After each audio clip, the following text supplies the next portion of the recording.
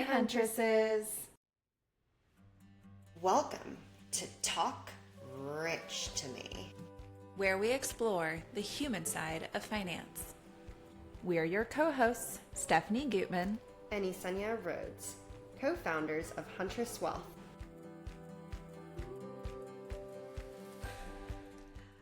Hi, Huntresses. Last Friday, we joined the Accenture Austin team for our very first live podcast recording. Yay! Today's episode features that recording with a very special guest, Tamara Fields, U.S. Public Service Industry Lead and Austin Office Managing Director of Accenture. Tamara shares her family's wealth journey spanning 7 generations, from slavery to the Tulsa Race Massacre to building generational wealth today. We talk about overcoming financial trauma, the difference between saving and investing, and how she gives back to her community, all with intention. A special thank you to Tamara and the Austin office for welcoming Huntress. We hope all of the Huntresses enjoy this special episode.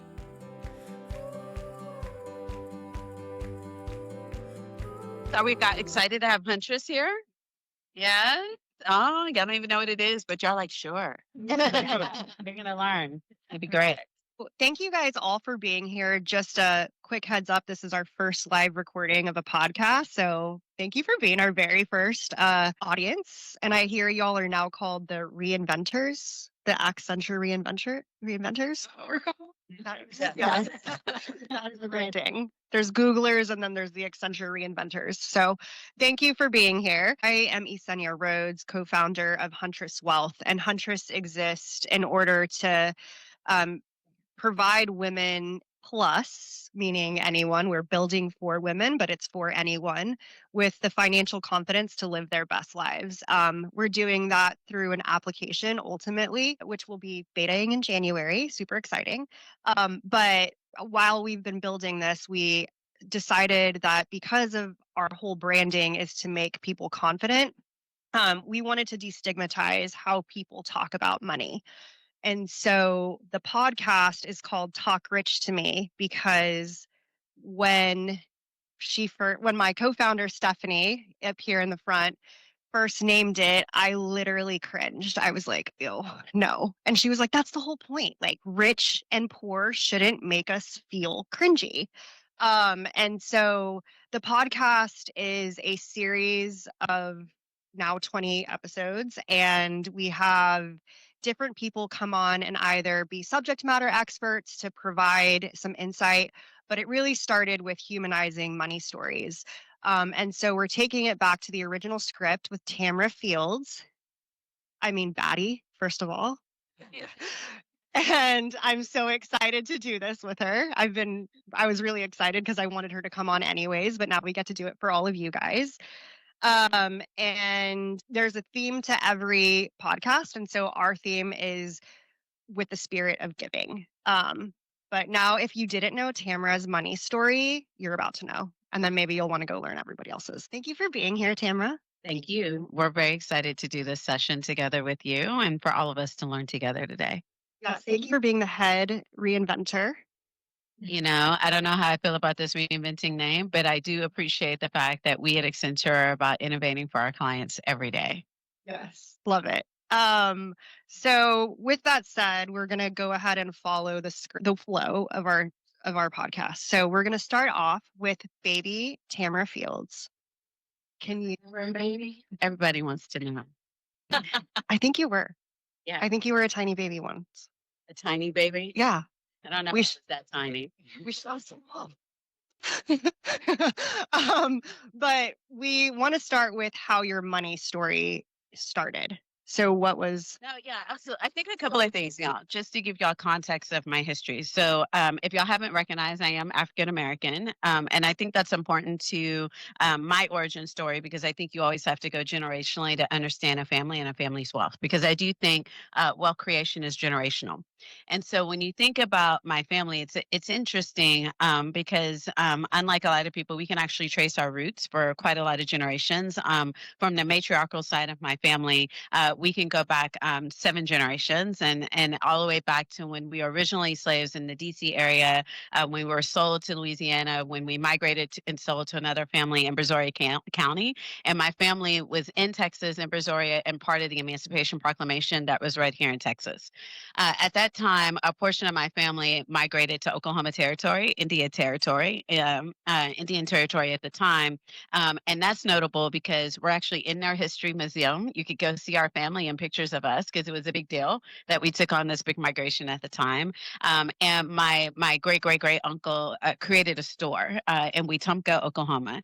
And I start there because that is an important aspect of the fact that my family was enterprising, and they believed in creating new ways to establish and define themselves. So, one, they had the courage to leave one state and go into a territory that was not a state at the time when they migrated, and go establish themselves and create wealth. And at the time, it was a big deal to have a store. It was a big deal to have a house, and they did. It was a big deal to own land, and my family did. And then part of my family also migrated to Tulsa, to Greenwood, which I think many of y'all would be familiar with. And my great grandmother was a teacher there and a piano teacher at the time, and she was one of the only Black families to actually have gas lighting. So it was a big deal. But they were also part of Greenwood when it burned down and had to flee on foot by the train tracks 2 hours, and all of their lives destroyed and all of their money and wealth taken in a moment, right? And I bring this to you because this history is important. So, my grandmother, right, we learned our history, we learned about who we were and how we were. And so, she was very focused around how do we establish wealth for our family because, her livelihood, what she was told as a child, how like a lot of their livelihood, this environment they established got taken from them, right? And it created this sense of like uncertainty, right? And so my grandmother was very big on, okay, my family will not be in this situation. What do we have to do differently to establish wealth for our family? So she was very big on education. She went and got her college education, and my grandfather got his college education. And so I'm very unusual in Black families in that we're multi generational college educated. And so my grandfather was a minister, my grandmother was a teacher, and they really leaned into ownership. And they really pushed my mother and my aunts to go to school, to get a college education, and to really establish themselves. And the way they saw wealth was owning a home.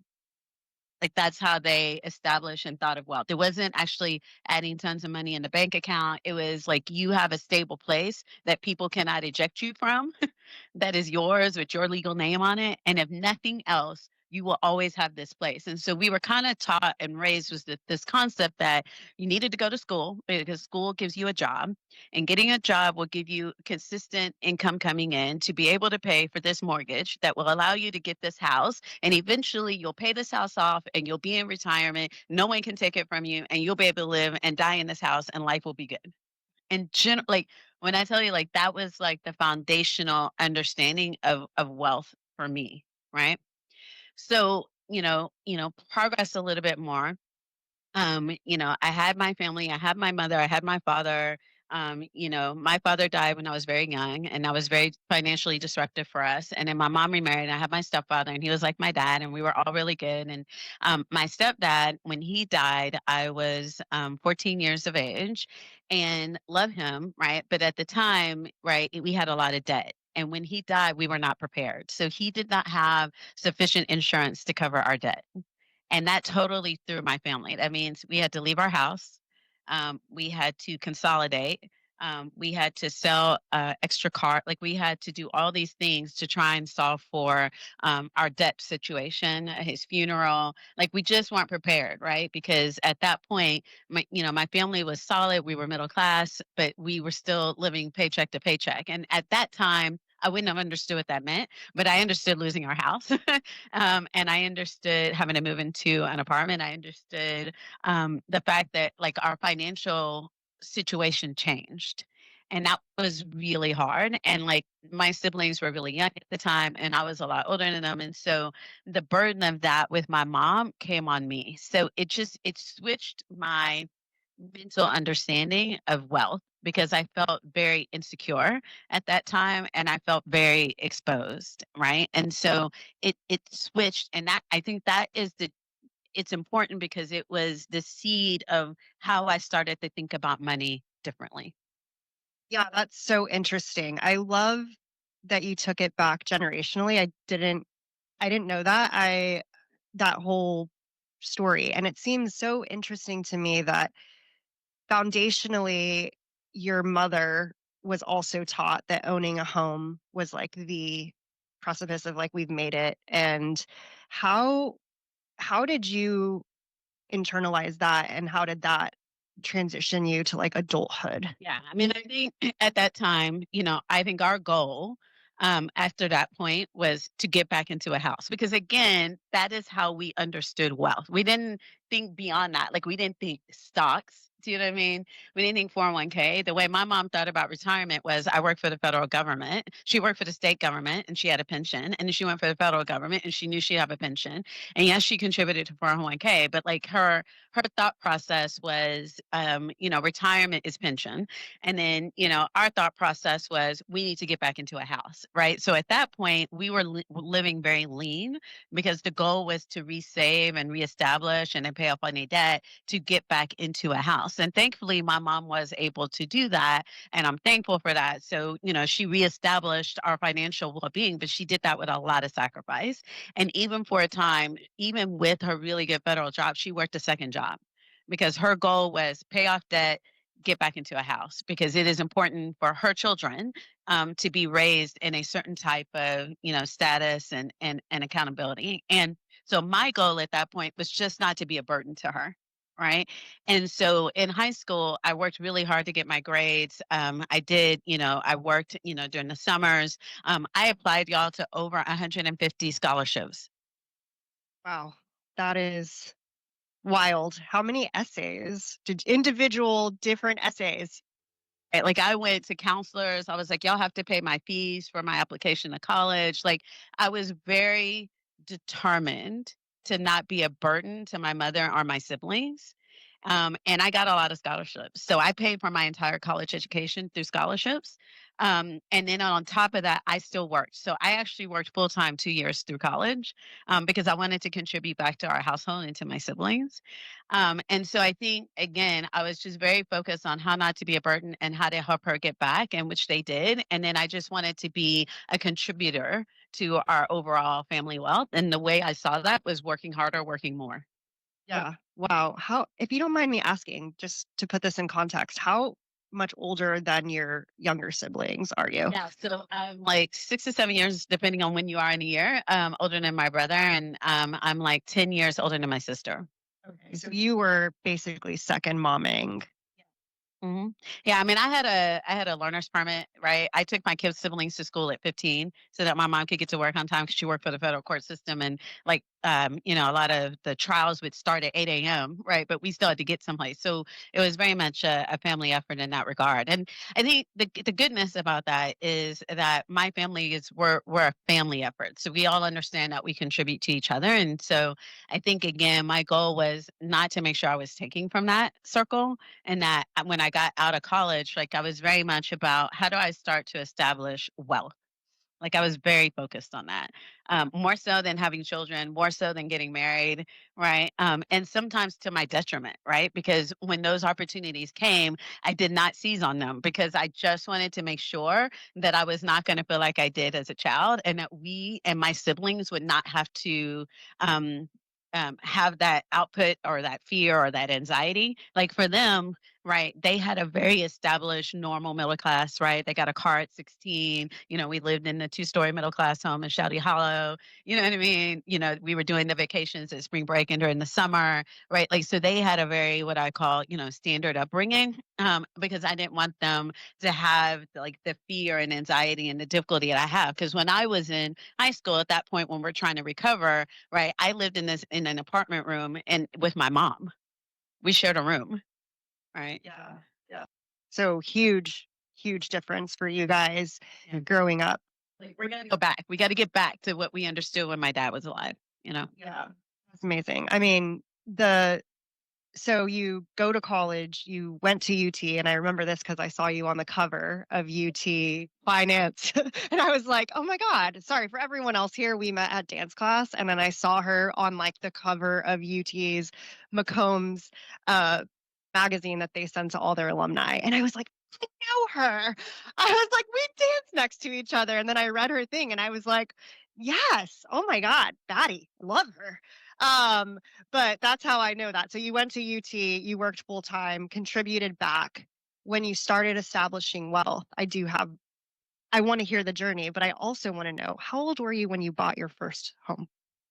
So believe it or not, I was not. I was like 30 when I bought my first home. It was much later than I would have anticipated, and a large part of that was in my 20s. A couple of things needed to happen. So um, even though in college I was able to pay for all my college, I decided to do a study abroad that was very expensive. So I did take a London school just to do that one semester of a study abroad because I did a full 6 months out. And that was important to me at the time to have the experience. So when I came out, I had that smile on. I wanted to get it paid off. The second one was I was contributing to my family because I really wanted to help them to do certain things. So like I wanted us to travel and do certain stuff. And so, at that point, I had started contributing to my 401k, but I was traveling. And so, what I decided to do at the time, and in hindsight, I would do it differently. But at the time, I hadn't had a lot of experience. I hadn't spent a lot of time talking to people about wealth creation. And the way I understood wealth was saving.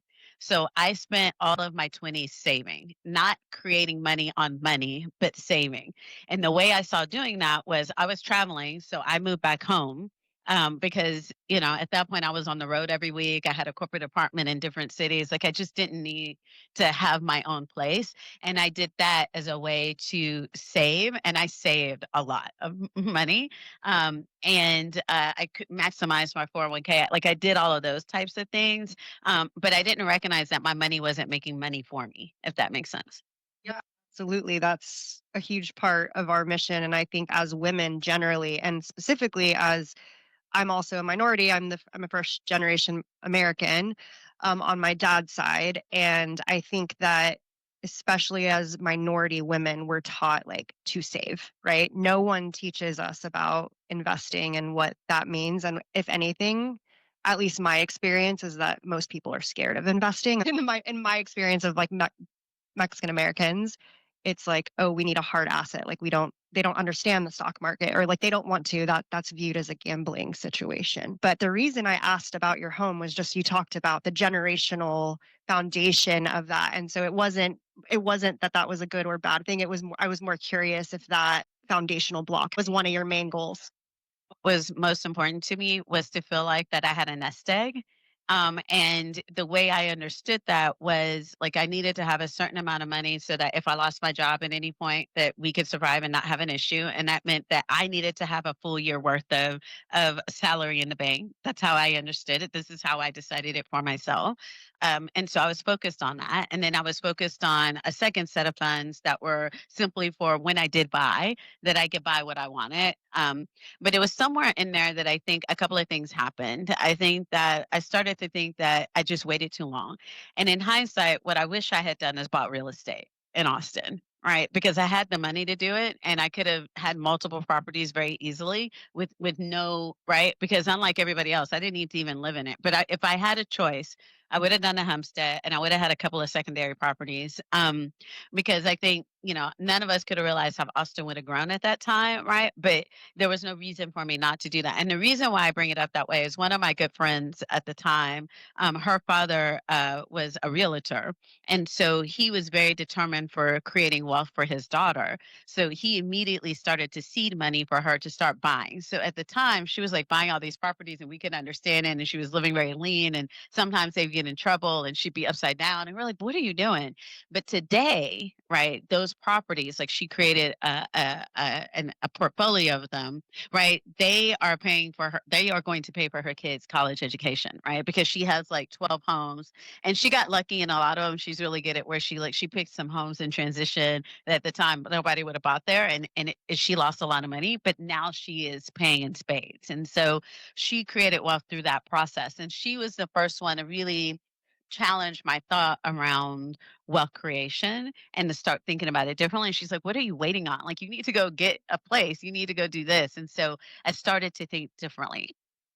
How did your journey from saving purely and maxing your 401k out, how did that change? I became more intentional about it. I started investing, right? I started understanding what does it mean to own stock. I started to understand like what is my split in ratio. Now, I am still a very conservative wealth creation individual. Like if people were to think about me and my portfolio, it's still fairly conservative. At the same time, I have more than quadrupled my wealth in the last decade, right? And I would say that I had to get very intentional about how I did that. I had to be intentional about leveraging the benefits that Accenture provides. I had to get intentional, but I'm still a risk averse investor. So by far, my wealth would be even higher if I'd taken some stronger positions around how you think about stock and cash and real estate in my 30s. But I tend to be a conservative investor because for me, wealth is about me feeling secure, me feeling like if I lost my job, I could survive the next couple of years and wouldn't worry about it. And it's also about my ability to leave my wealth to my family. Right. So the way I think about wealth is different than most. Like it's not about making the most money because I don't actually care about that. What I care about is being able to do the things that are important to me, which is travel. It's important about it to take my family on trips, not just me, but my family, and them to be able to go on the trip and not have to think about it. Like they know that everything is paid for. I like to be able to take others on trips. I like to be able to give to people. I'm a really big giver. And so I have helped people buy houses. I have helped people get cars. In my late years, my grandmother, she just wanted a new car. I got her a new car. She wanted a whole new living room. I got her a new living room, right? Like I wanted to be able to be in a position to bless those who matter to me and who had deposited in my life. And then I'm very intentional about my church. I tithe. So I'm a very faith believing people. So I know that's hard, but I give 10% of my gross to the church because that's important to me. I've established, a foundation with my stock because that's another way for you to get charitable tax savings, but also it gives you another avenue for you to give right through your foundation. So I'm able to give through my foundation. So every year I sell a percentage of my stock that then invests into my foundation so that I can give through that to the things that matter to me and to the charities that matter to me. I'm very intentional about helping the kids in my church. I take them out to eat. I've taken them on trips, right? I've done special things. So wealth to me is about my ability to give to the people that matter to me, to create experiences for me, for my family. It's about making sure that when I leave this earth, that my nieces, my nephew, my godchild, that I'm going to leave them something that is real. So I think that again, for me, wealth is not about maximizing. It's about feeling comfortable and not having anxiety, but it's really about my ability to touch others. I don't even have to ask. That's always our final question is what does the word rich mean to you? And you nailed it. You did great. I think richness is about people. It's not about money. Yeah. Yeah, there's no question about that, right? Richness is about the people in your life that you value, Yep. right? Like I can tell you without a doubt, like my grandmother, this girl that was orphaned at 8 years old, right? And has such a hard path to her success. Like it gave me so much value to like so much joy to take her to the Olympics in London. Like I took 12 members of my family, right? Like and like these are the things that they remember. These are the pictures that we look at, right? Like I know that I helped contribute to the well-being of my grandmother so that when she was in her older years, she didn't have to worry about money because she knew that we would take care of her and that I would take care of her. And to be in a position to do that was truly special, right? And she lived to be 93 and I thought she lived to 100 and she hurt me when she left my life, but she lived to be 93 and she lived a very blessed life. When I think about my mother knows no matter what happens that I will take care of her, right? And luckily she's made a lot of good decisions in life, right? But I think it's about experiences, it's about family, it's about giving to those in need, and it's about knowing that when you left this earth, you left it better. To me, richness is not about money. Yeah, and it shouldn't be. I love that. I honestly loved the way you just it naturally came to you to answer that question. And your generosity comes in so many ways, right? Like we've talked about giving and how you give money. I think people in this room are likely recipients of Tamara's generosity in one way or another, because giving is not just about money, it's about time, mentorship, energy, um, providing that. So how do you give in those ways? The thing about giving is like it's our responsibility to find not everybody, but to find those people's whose lives that you're connected with, right? That you know that you have a connection with, and how are you going to deposit in it? And the reason why I do that is because people have done that for me. Right, like I've had some amazing people deposit. In fact, my mentor reached out this week, and I've been remiss because I haven't been able to catch up with her lady lately. And many of y'all know her, Nellie Barrera. Like she is. Um, I love her so much. Like I can't put into words. But she has had a profound impact on my life, both personally and professionally. And she does exactly that. Like she just reaches out and she's like, "What are you doing? How are you? I haven't caught up with you. What's up going on?" Right? Like, and it doesn't matter if it's been months or if it's been every week. Like we can just go in with each other, and like seeing how she's shown up for people demonstrated to me how I want to show up for people. At the same time, I'll say this to everyone in this room. There are times when you can get you give, and there's times when you have to be, and I hate to use the word selfish, but you got to be giving to yourself.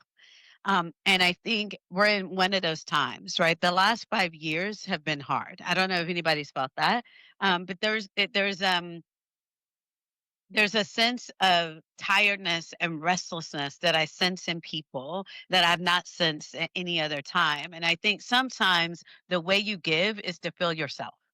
And so even right now, like this year has been a year in that I've had to say no a lot more, even with my time, even with those who I talk with, because when I don't have the capacity to, my well is not fully filled, right?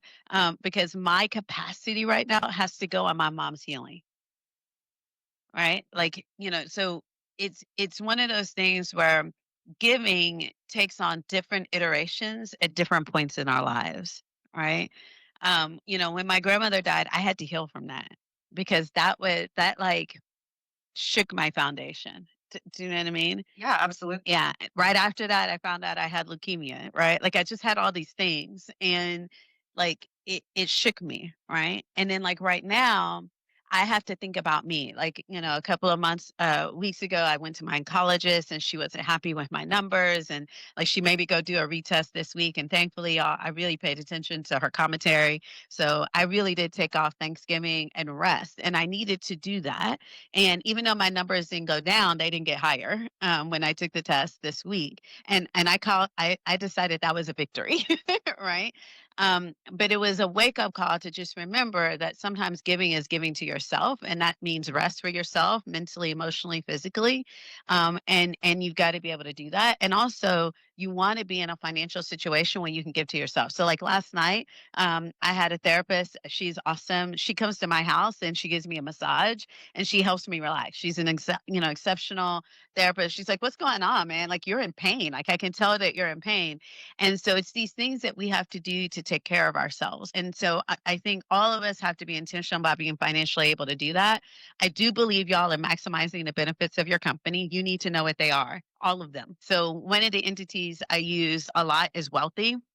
When my mom had her stroke and we had to figure out her insurance, they helped me figure out her insurance. They helped me figure out facilities. They helped me, like I'm fighting the insurance on one thing right now. They're helping me do that. So leverage the benefits, right? I don't have to pay someone to do that because Wealthy is free through our company and I leverage that. We have this thing for managing directors called a voluntary like equity program. Like you can max to a certain percentage, and then in 2 years they match at 50%. Like it hurts to pay that out, but you should do that. Like there's things that you got to take advantage of. Then every time I get stock in Accenture, you got to sell that stock because you got to diversify. And so understanding that market, if you can't do it, get someone to do it. I have a really exceptional financial planner. And like our goals are very simple because I have no kids and I have no other tax shields, right? Like wage earners, y'all have the highest taxes. I don't think people understand that the tax system of America lives off the middle class. It lives off of wage earners, right? And so the reality is, right, you have to recognize that you're exposed in that reality. Like if you don't have your own business or your own, limited partnership, like I would recommend you to go figure out how to go do that, whether it's to own homes or do some other kind of business, because just as wage earners, you will be paying a lot of money in taxes. So we work very intentionally about tax shields. We work very intentionally about how do we do, tax loss harvesting. We work very intentionally about when we sell and what we keep, right? And all of that is part of like my wealth creation plan, and I'm very active in it. But I have to have a financial planner to do it with me, and I have a tax accountant to do it with me because I don't have the time to pay attention to it week over week the way I need to. So I have others help me, but we set very intentional plans. We meet on a regular basis. Like we do a full multi-hour joint tax and financial planner meeting every December, right? We reset the plan in January. We check in. Like I'm very intentional about how I manage my various assets. Yeah, absolutely. When you retire, you can come be on the financial planning website. If you want to come just give everyone advice, you have so much to share. I love that. Your level, your knowledge level of everything money is incredible. I want to just say that. I like the way you just explained everything. At Huntress, we believe that everything should be value forward. So, like, not budgeting for the sake of budgeting, but really intentionally spending your money and investing your money with your values. And I feel like you personify that.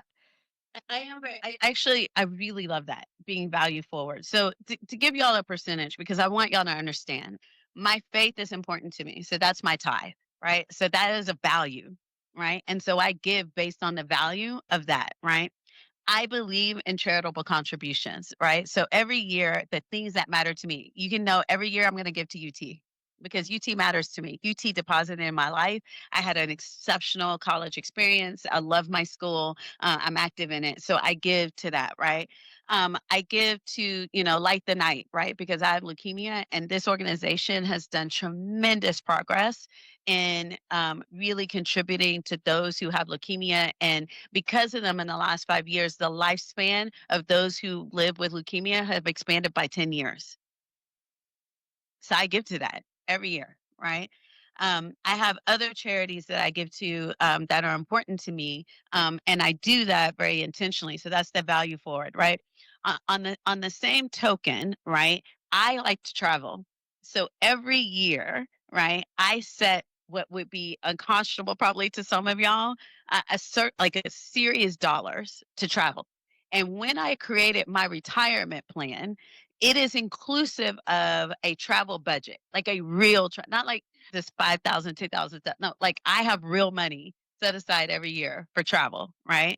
On minimum, which would freak y'all out, on minimum, I spend $50,000 a year in travel for personal travel. How I do that changes. Sometimes it's for weekend trips. Sometimes I do two big trips. Sometimes I do a major trip. Like I want to go do high end luxury safari, right? And I want to stay like with the places the millionaires stay. And I do that because that's what I like. That's what I'm about. That's what makes me happy. In the same token, right, I have obligations to my family. I pay for my godchild's college education, right?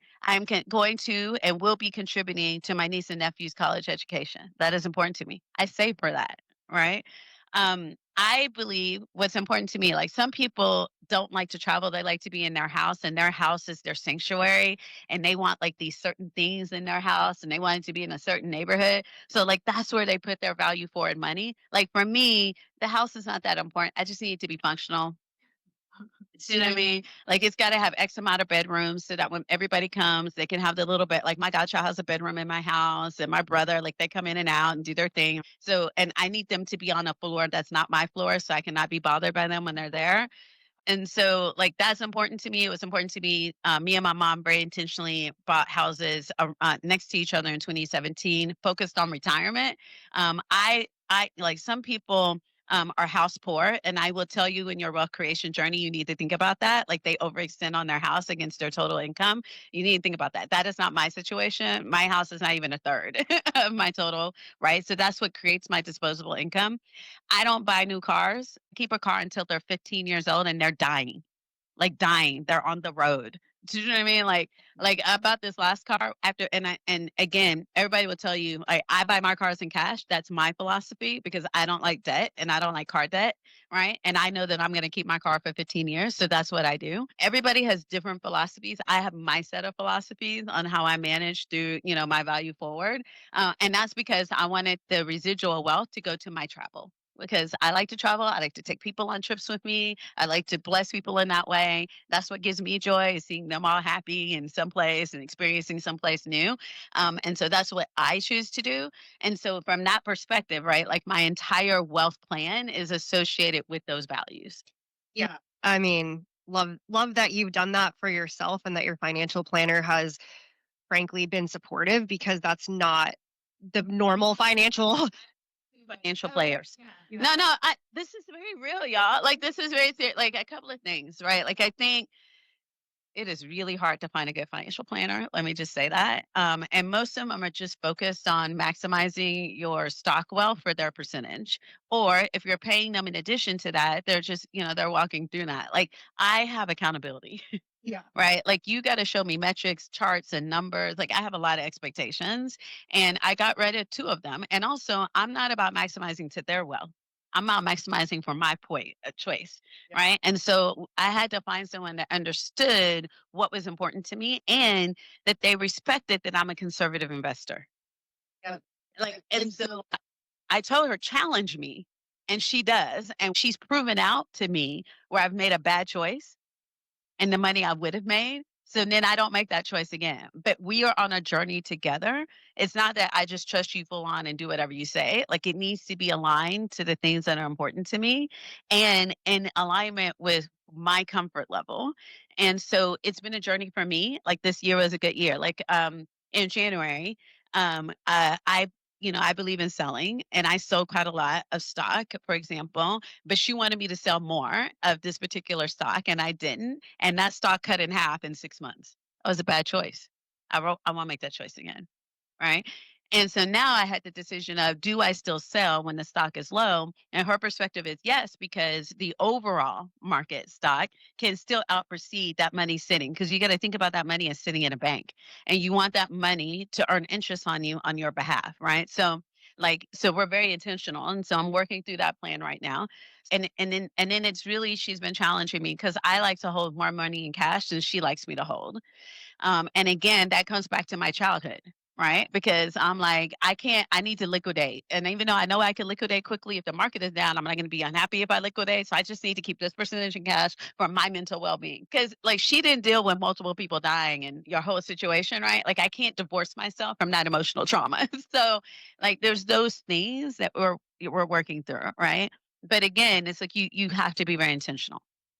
So I want to say a few things. Going to kind of put them in the order that you spoke about.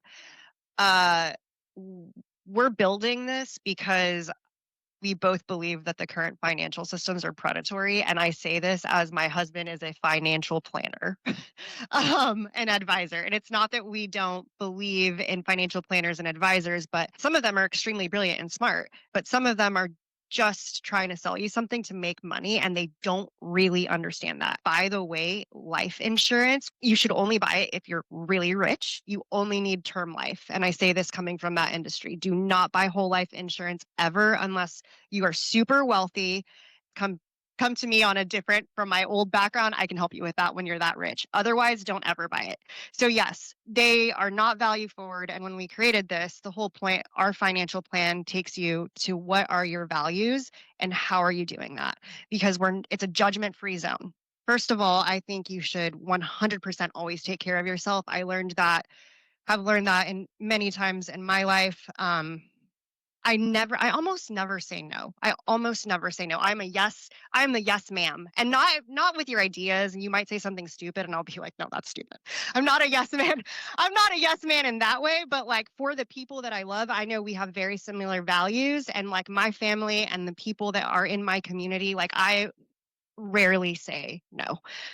And that happened this a couple months ago. My best friend died and she had a 3-year-old and I didn't say no. I like pick up every day, help her husband do the things to get through to the next day. And I believe that you have to give to yourself fully. And sometimes that means vegging out on the couch or traveling. And you know what? No one should ever judge you. By the way, I love that you have a $50,000 travel budget. I hope I aspire to that. I know that I spend about that much money on my kids every year. So I'm like, go for it. I mean, you know, that I don't have children, yeah. When you have kids, that's a totally different reality because you have to plan differently for them. You have to spend for them, and children are very, very expensive.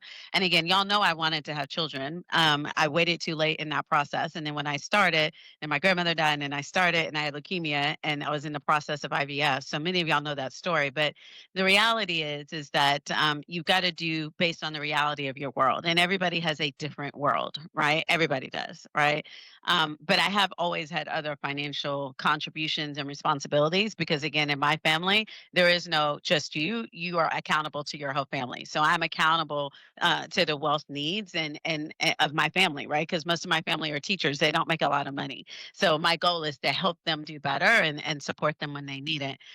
But I think, again, it's about how you judge what's important to you and how you manage through that and how you think through that is a big aspect of how you proceed. I think also, just not comparing what you need to other people's needs and also not judging their needs above yours. Just like you said, like my thing is travel.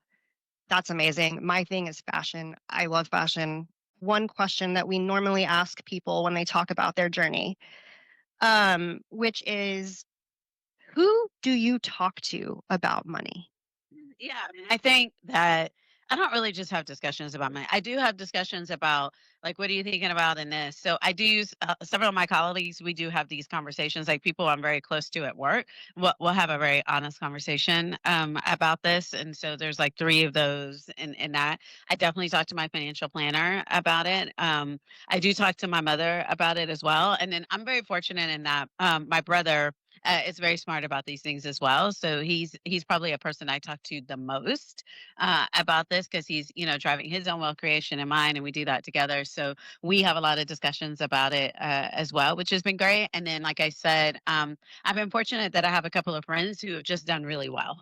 Like they're just the way they think about things. The way they show up, and so I talk to them about it as well because they're just really smart about it, right? And so they give me a lot of insights and knowledge and understanding, especially when I'm trying to, figure out pathways, right? And I really appreciate the paths they've taken because, one of them is not a wage earner. She took a totally different. She took a contracting path. Another one took a contracting path. Like I said, one of them, she for her family, doesn't actually. She is a wage earner, but how she really drives well for her family is her real estate portfolio. So it's really interesting to see the dynamics of each of my friends because they have totally different scenarios and situations, and so it's been good to be able to talk to them and just see how it manifests and looks different, for each of them. Yeah, that's incredible. I mean, we have started this radical transparency situation where we just always talk about money. And it's hard, because we're trying to promote that ethos of you should be able to talk to people about money because people will learn from you.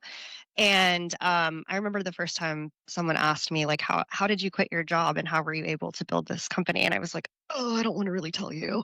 And that was like a very uncomfortable moment. And I think getting out of the discomfort and talking to friends is just always such an amazing thing to do and feel. And you learn more than you think you don't. Absolutely. Yeah. Yeah.